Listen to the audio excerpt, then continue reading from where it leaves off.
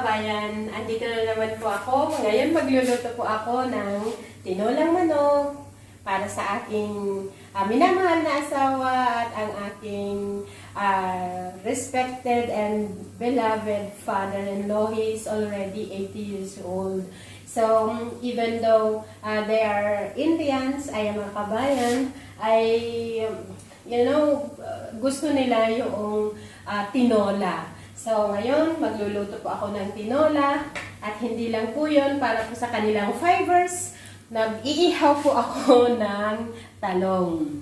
So, I am grilling brinjal for their fibers and also for their protein and minerals.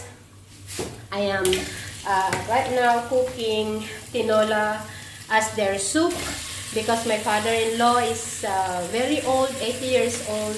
So, he loves eating chicken and sipping nutritious and delicious tinolang manok.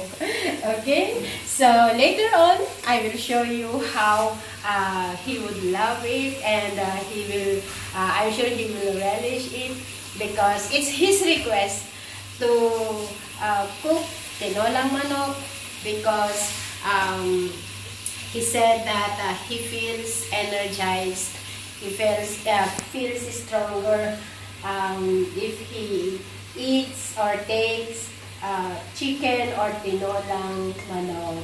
So stay tuned, I will show you later on. Bye!